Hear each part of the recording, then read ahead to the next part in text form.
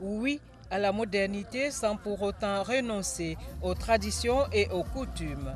Tel est le modèle de nation que la Côte d'Ivoire veut incarner avec le projet de constitution de la Troisième République. Une aspiration contenue dans l'article 175 du projet de constitution. Article qui institutionnalise la chefferie traditionnelle en lui donnant pour vocation la valorisation des us et coutumes, tout comme la promotion des idéaux de paix et de cohésion sociale. Fort d'une telle ambition, l'exécutif ivoirien, avec à sa tête le président Alassane Ouattara, est venu solliciter l'adhésion des têtes couronnées ce lundi à Yamoussoukro. Il avait à ses côtés le président du PDC-RDA, Henri Konabédié. C'est un moment tout spécial dans le cadre de cette campagne référendaire, car il s'agit de la rencontre des rois et chefs de Côte d'Ivoire et le chef de l'État. C'est donc une rencontre entre chefs. Aujourd'hui, il vient là déposer sur vos genoux son projet réformateur, son projet de nouvelle constitution, pour qu'à travers vous, il puisse avoir l'onction des mânes de nos ancêtres. C'est le sens profond de cette démarche qui est importante à ses yeux parce que ce n'est pas d'un chef, car vous savez, comme vous, il est du lignage des chefs de l'Empire de Kong.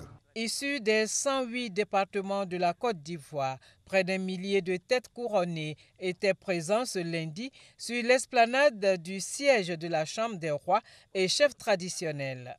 Sans hésiter, les gardiens de la tradition ont imité l'attitude adoptée par les chefs coutumiers du Grand Centre à la veille du second tour de la présidentielle de 2010. Sans le président de la République, nous n'aurions pas eu cette situation de nous retrouver dans la nouvelle constitution. Nous devrons lui dire infiniment merci et montrer que nous ferons en sorte de mériter la confiance qu'il a placée en nous. Nous ferons en sorte de ne pas le décevoir, qu'il sache que c'est notre grande préoccupation. Nous sommes infiniment conscients de la lourde responsabilité qui est la nôtre. Alors, chers frères, chères sœurs, déjà, le 30 octobre, montrons-lui que nous avons compris ce qu'il a fait pour nous, tout ce qu'il a fait pour nous et continuera de faire pour toute la Côte d'Ivoire. La chefferie nationale dit donc oui à l'avènement d'une troisième république, un choix qui réjouit le chef de l'État. Il a donc invité les chefs coutumiers à relayer l'idéal prôné par le projet de constitution auprès des populations. L'enjeu étant une victoire écrasante du oui au soir du 30 octobre prochain. Vous qui représentez nos traditions, notre histoire commune, vous devez partager avec les populations de nos villages et campements cette nouvelle constitution, la nouvelle Côte d'Ivoire, ce projet constitutionnel qui constitue le socle de la nouvelle Côte d'Ivoire que nous voulons bâtir ensemble, et ce, dans la paix.